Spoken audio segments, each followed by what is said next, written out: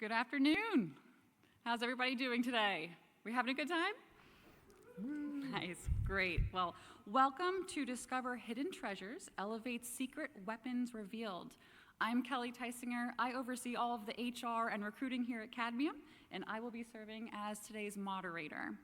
Please remember to use the audience response system for all questions, and we're gonna have time at the end, hopefully, to answer any questions that you put into that app. At this time, we have a team of our Elevate implementation project managers who will be presenting practical insights and examples of the lesser-known features and functionalities of Elevate. And we're gonna learn more about how to tailor the platform to your organization's unique needs.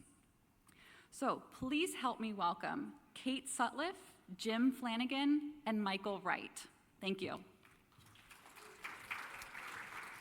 All righty. Hi, everyone. I'm Jim Flanagan. Started at Cadmium back in January of 2021, but was an Elevate client for 5 years before that at 2 different organizations. Meet you in person. I've been with the Elevate team for about 3 years now, and I also started off in an association space, working with Elevate, implementing this software into our education space. So it was a really great experience and definitely lends to some knowledge of being on both sides of the table, as it were. So very excited to be here and really happy to see everybody here today. Hi, I'm Mike Wright, and a little bit of background about myself. I have been on the nonprofit side for about 10 years. And for 3 of those, I was running an Elevate site as an admin, like you. I came over to the Elevate team, the dark side, as I like to say, about 3 years ago. And I'm very happy to be here, and thank you for joining us. All right, so we're gonna start off today talking about what we consider to be underutilized components.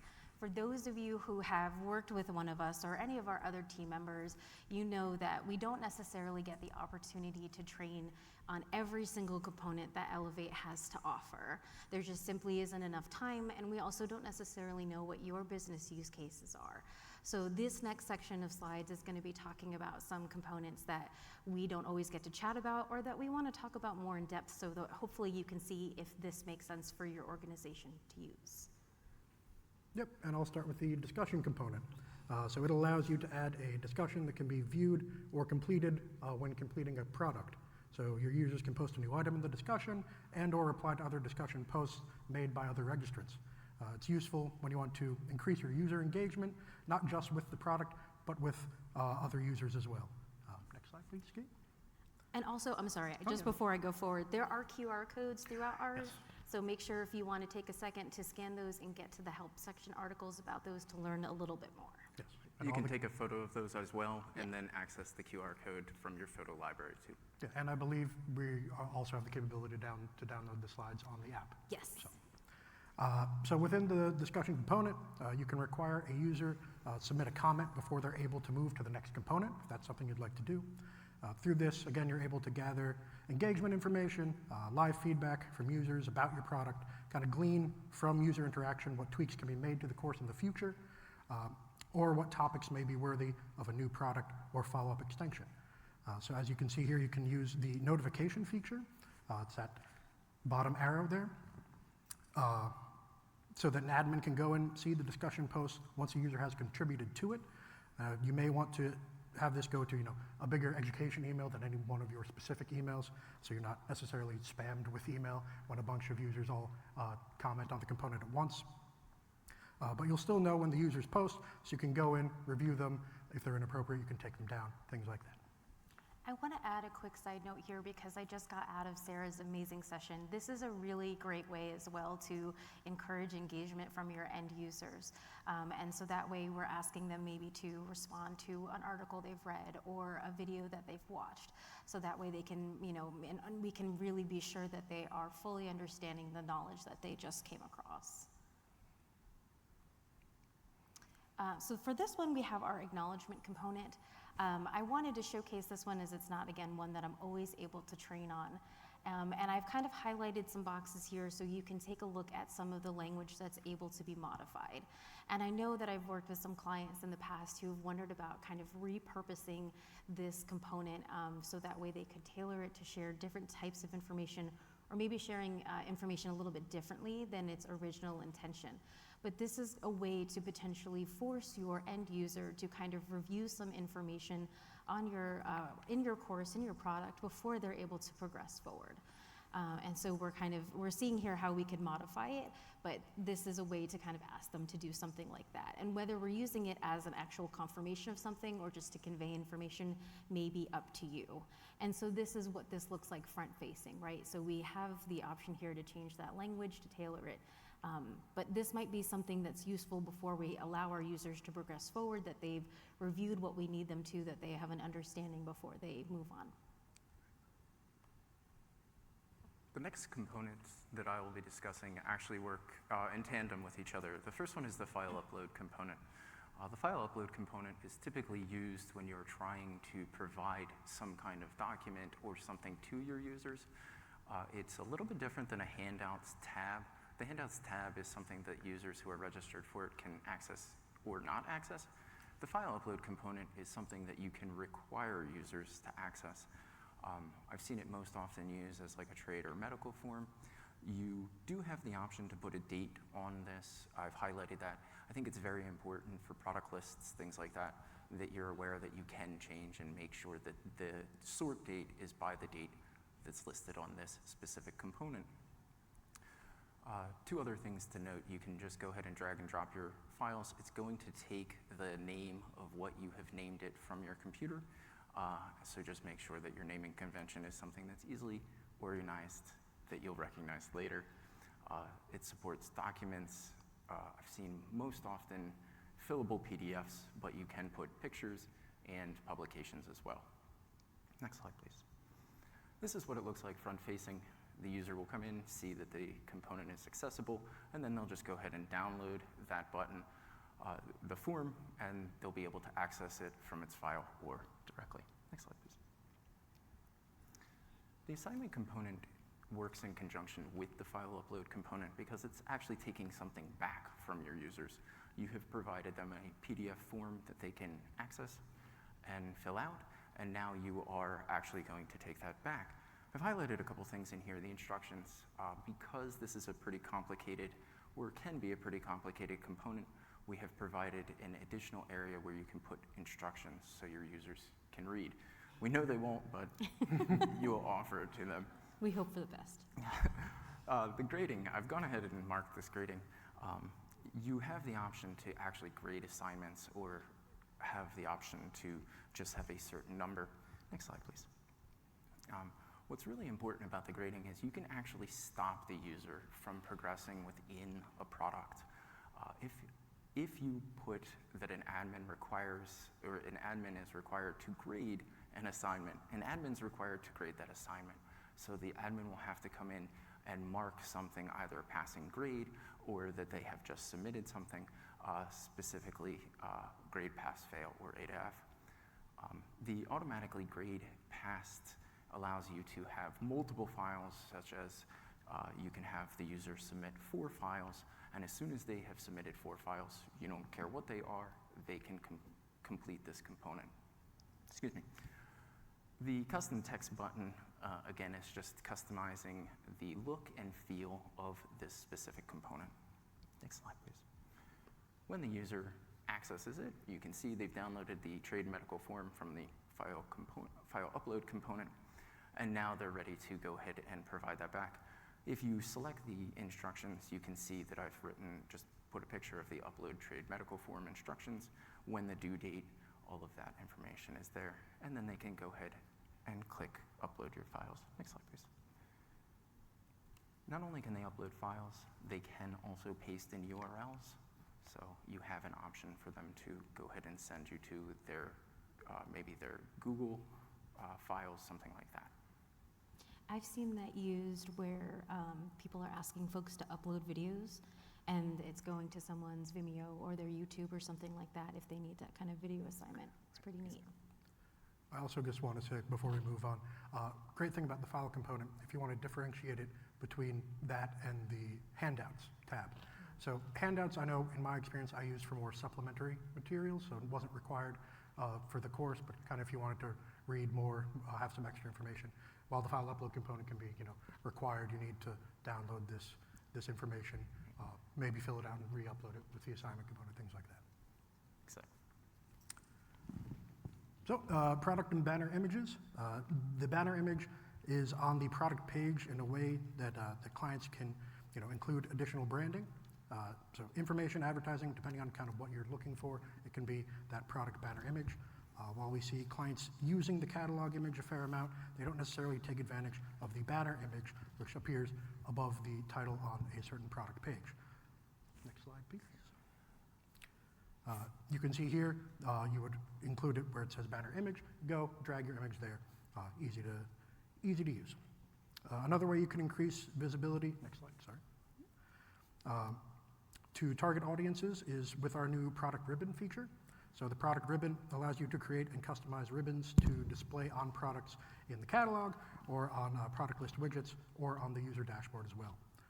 Product ribbons can be used as a visual call out on the product to help drive registration and revenue, highlight important information about the product, such as, it's a highly rated product, it's a recommended product, have some credit information, discount information, things like that. You're also able to create these product ribbons in an individual product or on the product ribbon list under the products menu.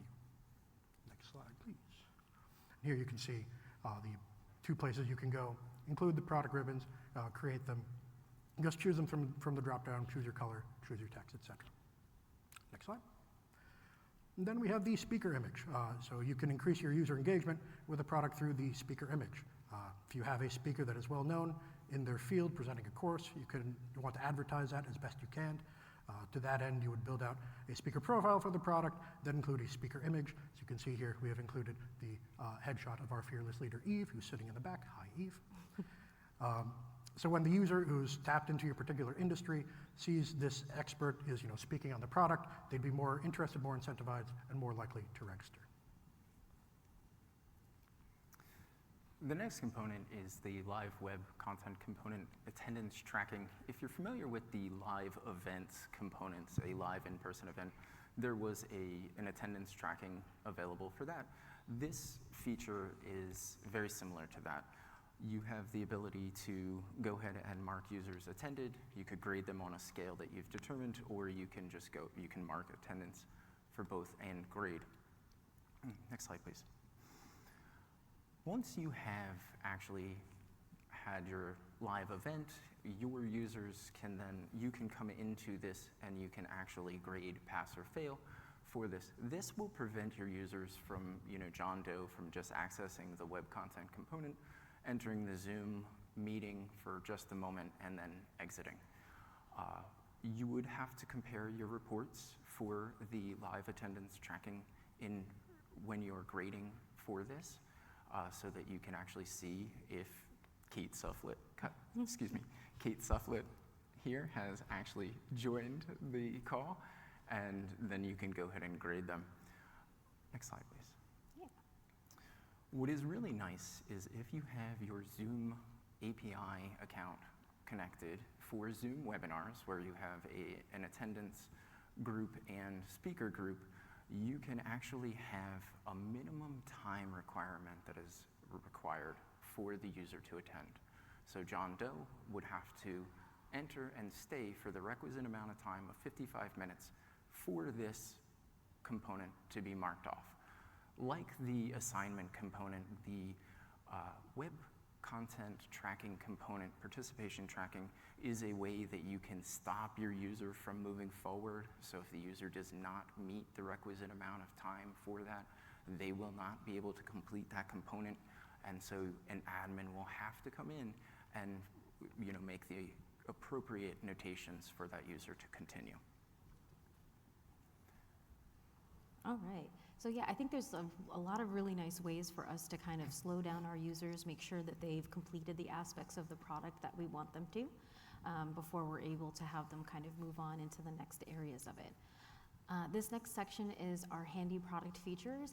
These are things or kind of settings within our products that we think are interesting, or ways that you might be able to utilize them. They don't fall necessarily within the components area, but within the product settings themselves. All right, so this is strictly for people who are taking registrations in Elevate. You can take advantage of the two fun features that Elevate offers, discounts and early bird pricing. So you can create a discount for your users as an incentive to purchase your products.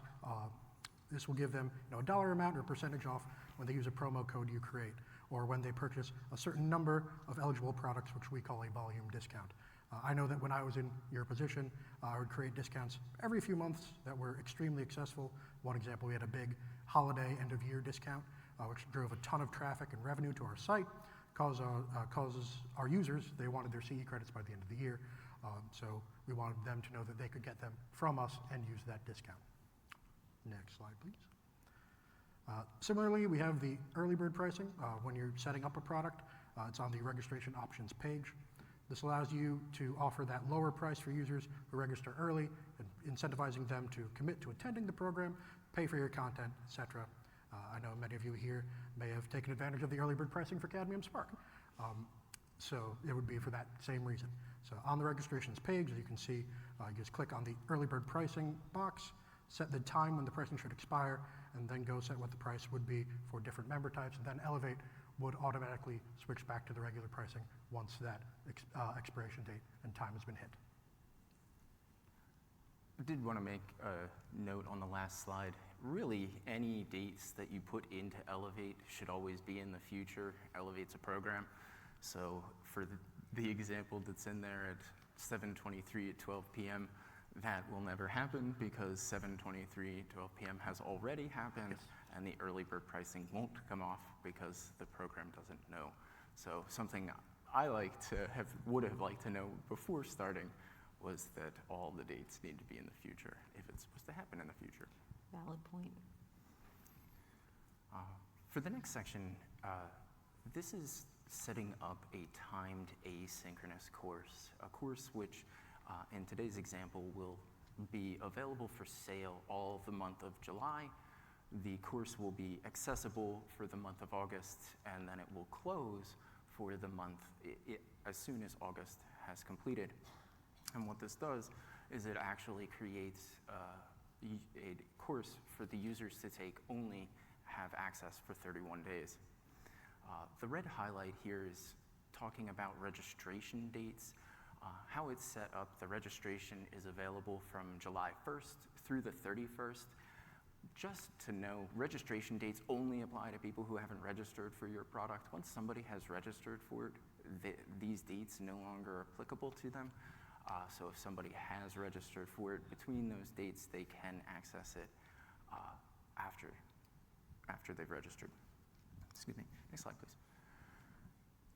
The automatically closed product is how you set it so that the users can no longer access this. This is a little bit different than expirations. Expirations are for when somebody has purchased and registered for a product and has not yet completed it, and then they can expire. The closed access is for people who have both either completed it or not completed it. It's going to remove access for everyone. And so for today's example, at September 1st at midnight, we don't want the users, we don't want the students to be accessing this particular product anymore, and so it's closed. And it will close so that, again, anybody who's registered for it won't be able to access it any longer. If they've already earned the credits, they will still have those credits. Those won't disappear, but they just won't be able to get into the product. You do have the ability to send emails. Next slide, please. The delayed product opening is what the users are available to see when they first purchase it. So when they purchase it between July 1st and July 31st, they will only currently be able to see the Overview tab. You can select the Speakers tab so they can learn about their speakers, they can download the handouts beforehand, but they won't be able to access that content until 12:01 on August 1st. Next slide, please. And so, with a setup like this, you can set and forget, as Ronco made famous, your product so that on July 1st, your sales starts, your users can register for it. As soon as the August date hits, they can no longer register, but they can access and view and take the course. And then as soon as September hits, they are no longer able to access it. Awesome. Thank you. That goes really deep, but hopefully it's really helpful for folks to figure out and take a look at that asynchronous option. Okay, so the next items we're going to be looking at here are underutilized widgets, or widgets that we don't always have the chance to review and go over. Same with our components. When we train our new folks within Elevate, we don't always have the opportunity to talk through every widget that Elevate has available. So this is the opportunity to talk about a few that we don't always get to talk about. The first one is the agenda widget. For this one, I always like to share this when I have a client asking me about their FAQ page. This is a repurposed widget that is originally used for a conference like the one that we're at today. However, we can reutilize this for something where we're intending to share or convey a great amount of information, but we want to not necessarily overwhelm our reader with all that information at once. So we're allowing for that information to be expandable and collapsible in kind of this hamburger style section. So the elements here that are highlighted are those that we can modify to kind of take this widget and reuse it as, instead of pulling live products with live events in them for upcoming conference attendees, where we're kind of just putting in general information for users to gain access to. So definitely want to play around with this one a little bit more. If you go to the help article for this, you're going to see it geared more towards the conference side of things. However, if you go to, for example, the Cadmium University page, you are going to see this repurposed for its FAQ page. So here again, we just have a great deal of information that we can expand out if we choose to, if we want to, or we can collapse it when we're ready to move on to the next bit of information we want to share. So I would ask you, folks in the audience, to take a moment to think about how it is that you might want to utilize an option like this.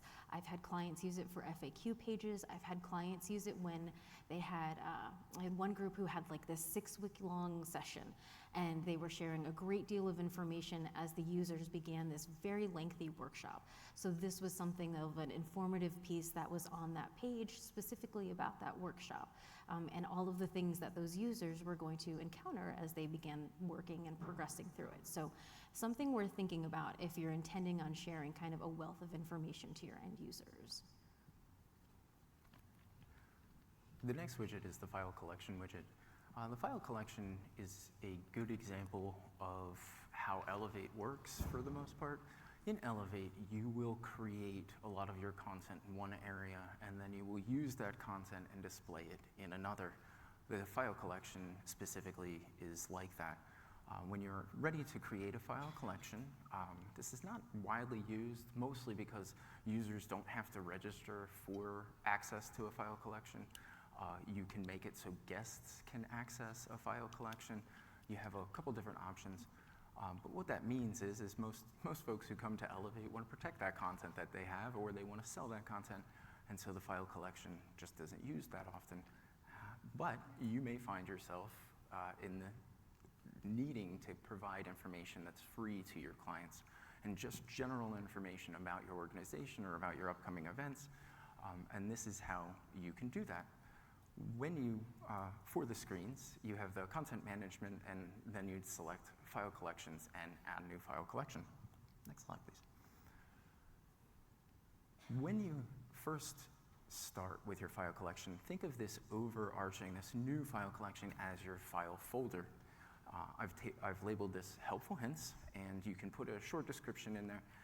Again, nobody reads, so it's not necessarily needed there, but you can. It does give you a WYSIWYG editor, and you can provide information to your users of what this specific folder is containing. I've gone ahead and expanded the default permissions that are there. As you can see, guests, anybody who happens upon your site, can view this file collection, but currently they can't access it. Next, please. Once you have gone ahead and created your folder, you'll want to go ahead and add the specific items. You can add a summary. You can mark these as categories so that your users can easily search for these file collections, and so these do work in conjunction with the categories that you have created for the visibility purposes and finding for your users. Publication date, again, that's very important if you're going to do any kind of ascending or descending product lists or file collection lists. And then the thumbnail images. Most importantly is the file type. You can do a lot of different types of files. Audio and video are also available. Next slide, please. Once you have created your file collection, you've created the folder, you've added the items to it, you now need to display that. So you'll go back to your pages, you'll find the page that you like, and you'll actually create a file collection widget. Once you've selected the type and you've filled in the name and the general options, things like that, you can select the physical collection. You can select that file type, file collection you've just made. There is a button there at the bottom that allows you to go ahead and create a file collection if you've done it in opposite order. However, I like to always make my file collection, make my content, and then display it. And then you get to add some search form visibility, pagination, all those nice customizing options. Next slide, please. And this is what it will look like on a page. For an example, Helpful Hints was the name of the file collection, the editable WYSIWYG top zone and bottom zone, the what you see is what you get. Those are available on pretty much any widget except the HTML widget, and for this specific widget, I think they're very helpful because you need to give more information to your clients usually. You can just have a description there, and then you can see the download button and some more information about that. I think I've seen clients use this when they're anticipating sharing information with their end users, but they don't necessarily need it to be attached to a registration to a product. So think about things like maybe pamphlets or code of ethics, things that are general information that you want to display with your end users that maybe aren't necessary to be behind that paywall. And I've seen it used with virtual conferences for sponsors providing information to the clients that are free Great to point. them. So the HTML widget is essentially, as you all know, a catch-all for all text and images when you're building out a page. I'm sure you're all familiar with it. You know how it works. While that isn't necessarily underused, there is a feature that many of you may not know about. So an excellent way that you can add to this HTML widget is by taking advantage of Elevate's relationship with Unsplash, who provide a stock photo gallery for all of our clients to use free of charge. So to get this feature, just go to the HTML widget and click on the images icon. Then you can choose the stock image or stock icon option, type in what you want from the stock gallery, and you'll be good to go. So as you can see, it shows a stock image of some pretty birds, because why not? I'd encourage you all to go in, explore the entire Unsplash image gallery, what it has to offer, and hopefully find those images or icons that best work for you if you don't have any from your own organization. Yeah, great royalty-free images. So for this option here with our speaker listing widget, this was actually a suggested slide based on Ariane, who is not here with us today. She's enjoying a well-deserved vacation, but she said she has a lot of clients who come to her when they've already launched their Elevate site and they're kind of looking to see what their 2.0 goals might be. And I know that, Jim, you alluded to this before. Sometimes you have a speaker who really knocks it out of the park for your organization. So at my last organization, that was Craig. Everyone loved Craig. So everyone wanted to go see Craig pretty much no matter what he was speaking on, because he was kind of the SME among SMEs.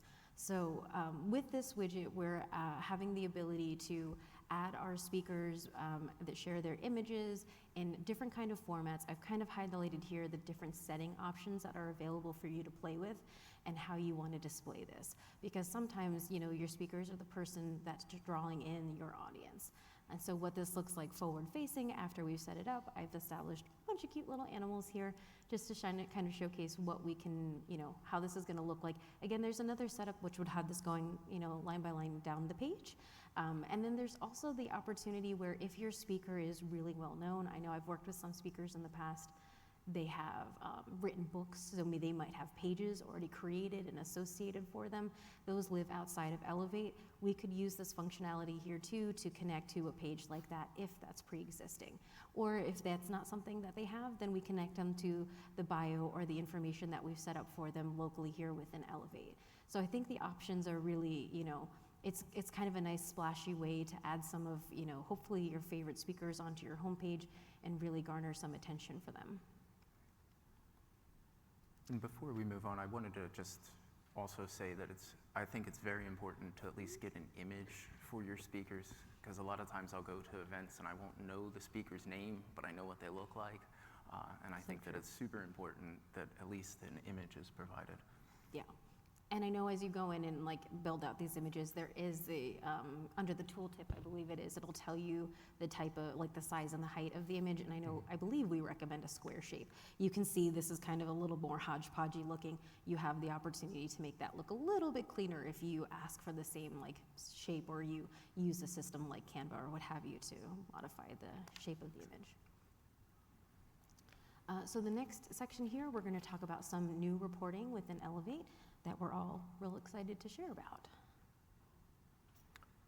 So yeah, so a lot of clients have asked us if there's a way to see who accessed a product, live web component versus accessing the same product when the component's been changed to on demand.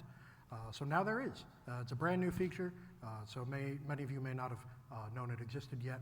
It doesn't require any kind of Zoom integration either, just goes off whether or not a web component was live or on demand. You can find this web component attendance report under your product report section. Next slide, please. Then, as with all of our reports, choose the product, the date range, etc. Once you have the result, you'll be able to see the date of the live event itself, total number of registrations, then both the number of registrants who access the component live and the number that access the component's archive recording. Again, it's a great way to keep track of your engagement numbers for live and on-demand web content components. And I think we're looking at the Yeah. detailed versus, oh, sorry. Yeah, I'm no, jumping you're ahead. fine. Then we were just looking at the summary view. So again, if you choose that, it's everything I just talked about. If you choose the detailed view instead, select the kind of access type you're looking for, live, on demand, or both. You'll get that detailed information about each individual user who has viewed your product.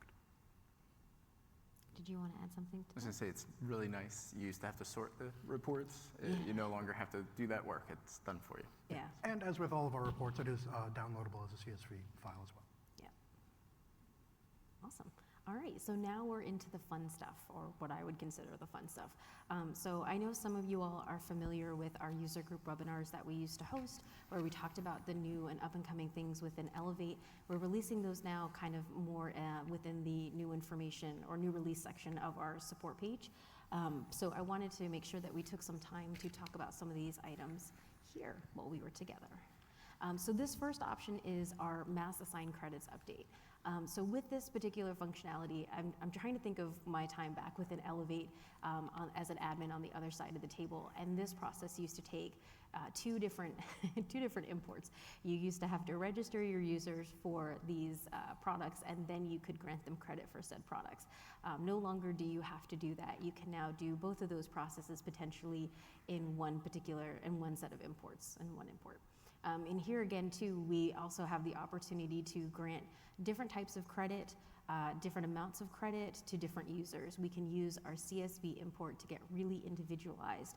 What used to have to happen in small batches in order to make everything sync up, so that way it was the same across the import, now no longer has to be the case. So we're able to kind of make this more individualized, so that way we're not having to do this import again and again and again. So that's kind of what I've highlighted here.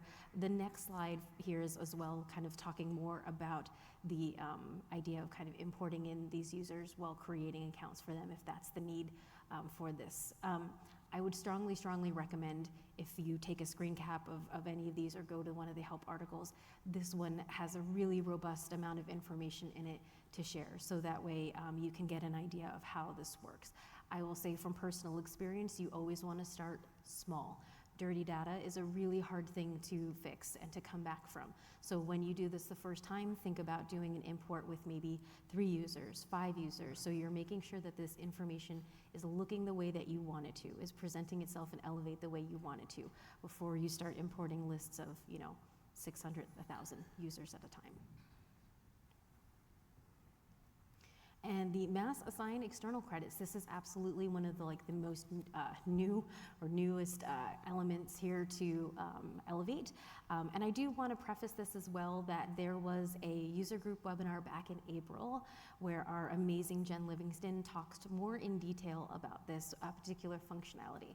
So again, a very strong recommendation to go take a look at that. If it's of interest to you, it's in a part of this. This is giving you the opportunity to add credits or history to a user's transcripts. We're not having to create, for example, products that are existing for them within Elevate. So thinking about use cases for something like this for some of our newer clients, if you're importing in old education and you don't necessarily need that user to have access to a product with, say, the video, the slide deck, the handout, things like that, you can add this, you can import these users and grant them credit using this external credit functionality. It'll show up on their transcripts, but they won't have access to any product because none has been built out in Elevate. So another opportunity for this is if you have a live conference. So that is, again, we're having something that might be separated in a way from Elevate, where there hasn't been an individual product built out for every particular session, but we do want our users to see that information living within their transcripts. So this is a way to kind of handle something like that in mass. So again, strong recommend to take a look at that video if it's of interest to you. This is a really great opportunity, I feel like, for both new clients and for continuing clients with Elevate to hopefully ease some pain points for you. I'm thinking of like when I started with Elevate, we had to create dummy products for all of our old content that just simply had, certificates in it. And no longer do you have to do that if that's not the place that you want to go. So it's obviously, requires that internal conversation of what our users might need that's existing in Elevate, for those beyond the credit aspect of things. But if it's simply just seeing those numbers and their transcripts, then you're good to go. So this is new resources to use within Elevate that we're going to move on to here.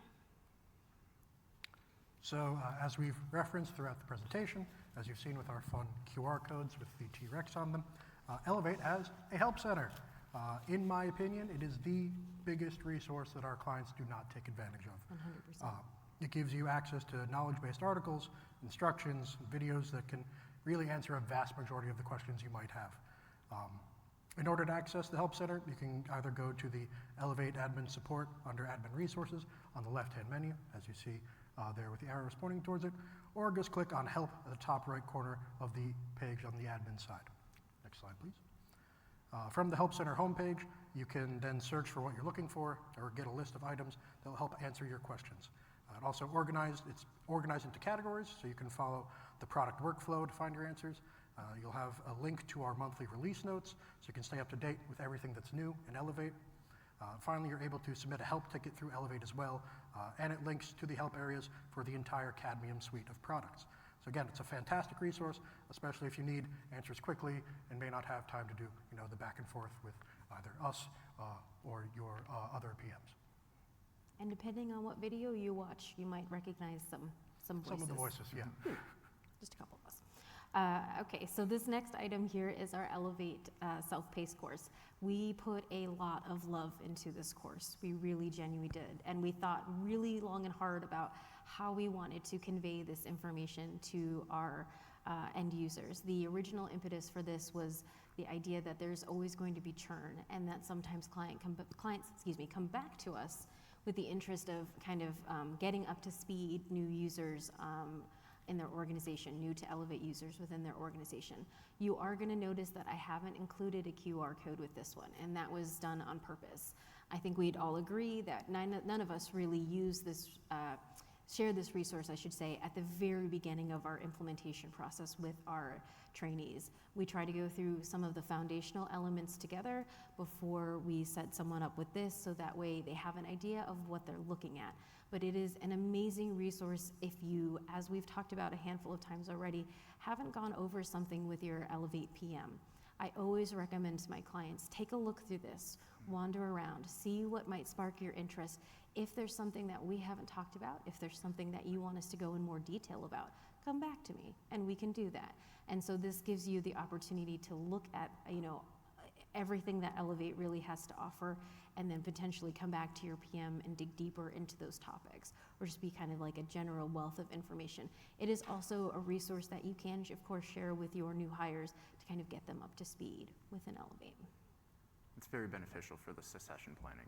100%, yeah, I would agree. All right. So we're nearing the end of our presentation today. We are doing better on time than we anticipated, so we will have plenty of time for questions, but this is an area of things that we wish we knew before. When, as we mentioned kind of at the top of this, right, all of us worked in the association space, working with Elevate prior to actually working for Elevate. So these are a couple areas of things that we wish that we had kind of known being on the side of the table that you're on today. I'd like to thank Mr. Schultz for using his image here. I think that Elevate is another language, and so we've created a glossary of terms that also doesn't have a QR code. We do hand that out to our new clients for their use, but the glossary of terms is really just a way for you to learn how the language of Elevate. We're going to talk about product types, product categories, product groups. We're going to talk about file collection widgets and components and products. And a lot of that's probably going to be Greek when you first come in. And it's something I know that I wish I had known before, what the color coding means within Elevate. The colors mean something for your buttons.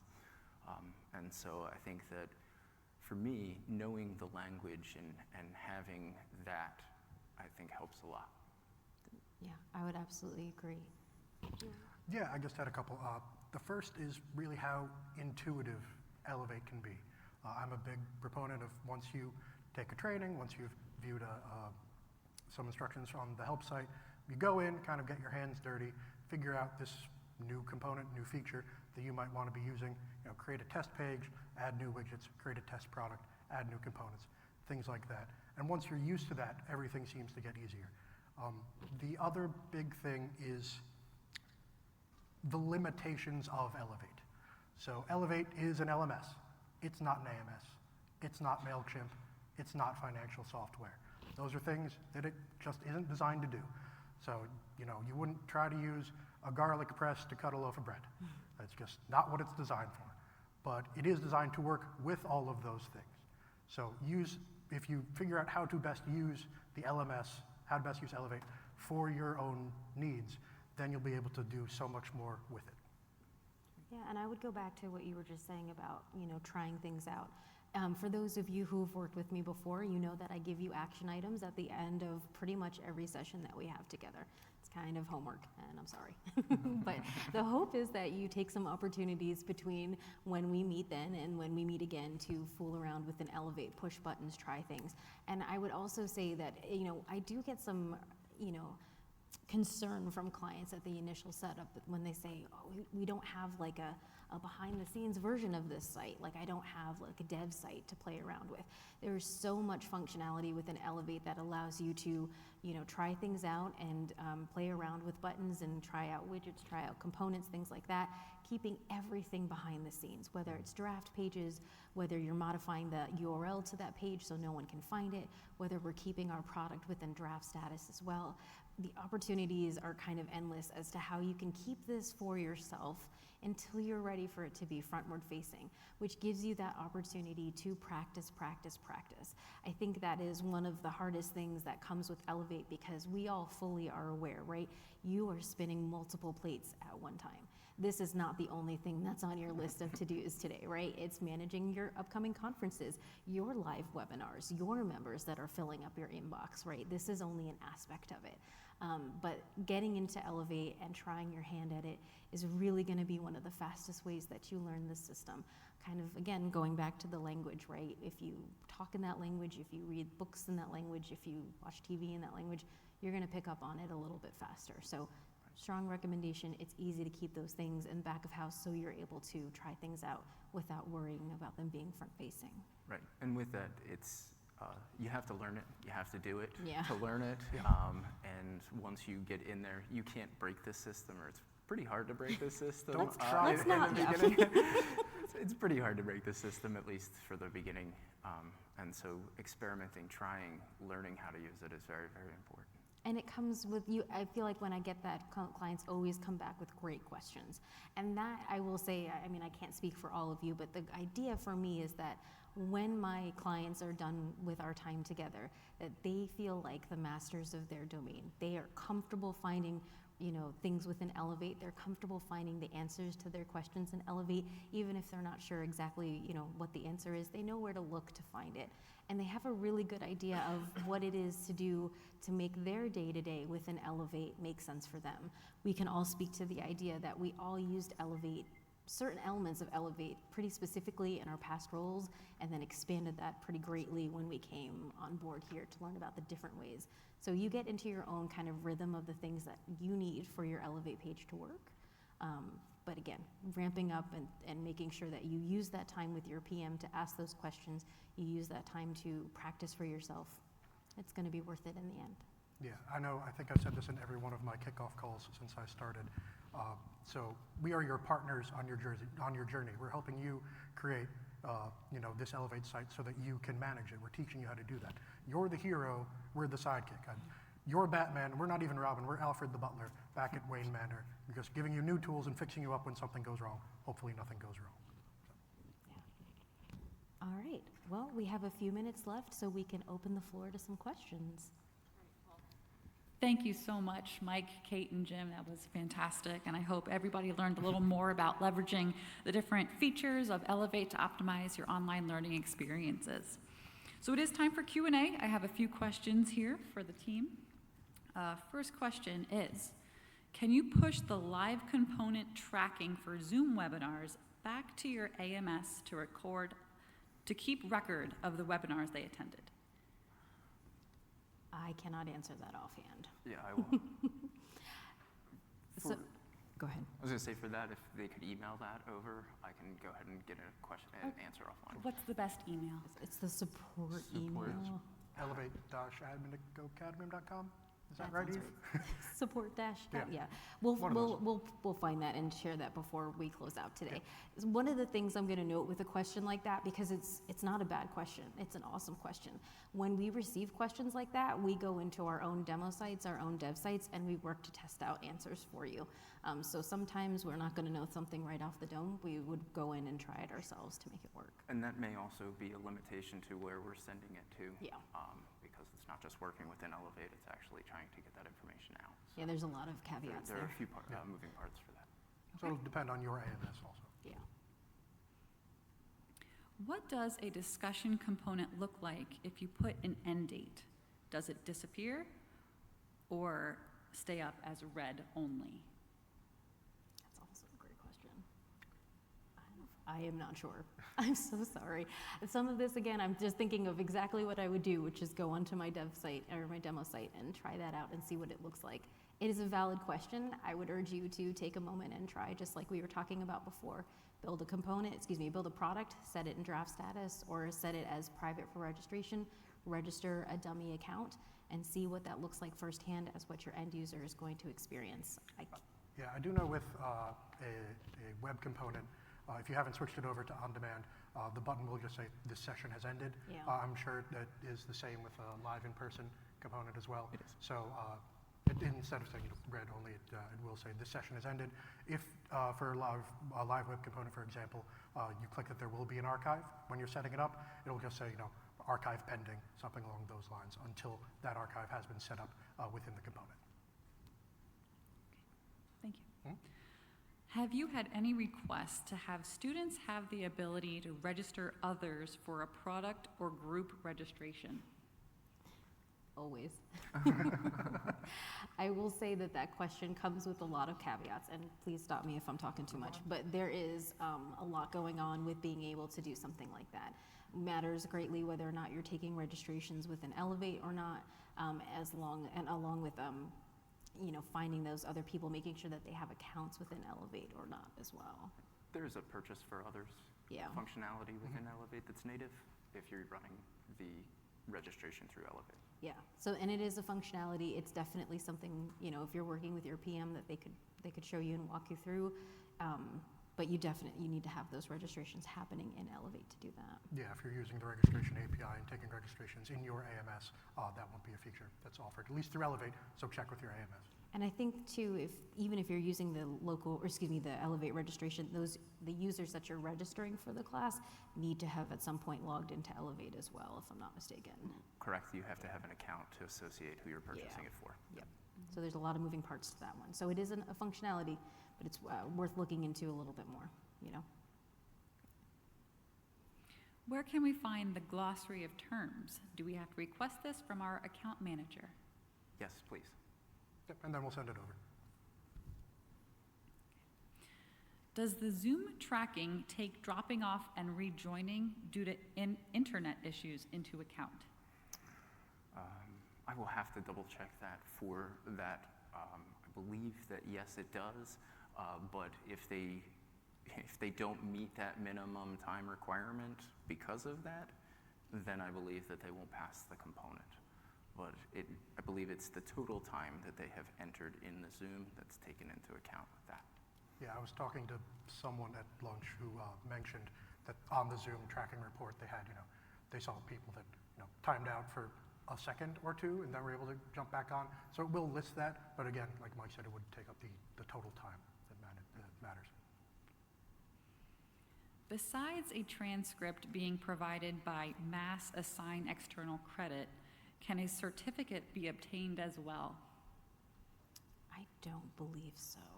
I have not used it as much with any of my new clients. Right, I believe for that you'd have to kind of do it the old way, Yeah, the as we'd old call way. it. So you build out a product that would only have the certificate component in it and register the user for that. Yeah. Or mass register all of them so that they can go in, just see their certificate printed out, do whatever they need to do. But there again, too, for a question like that, you don't necessarily need to flesh out any other parts of the product. If you simply wanted to build a product and have the single component in it, that is that certificate, that will hopefully make your life a little bit easier in the sense that there's not a lot of moving parts there. It's just those two pieces, the product with the one component. Yeah, you just, again, build it out, mass register everyone that needs it. They'll be able to go to their dashboard, find the certificate, and print it out. Great. Those are all the questions that came in. So thank you for everybody using the ARS system to submit the questions. That concludes this session. Please be sure to rate this session within the app. And thank you again to our presenters for doing a wonderful job. And thank you everybody for being here for this session.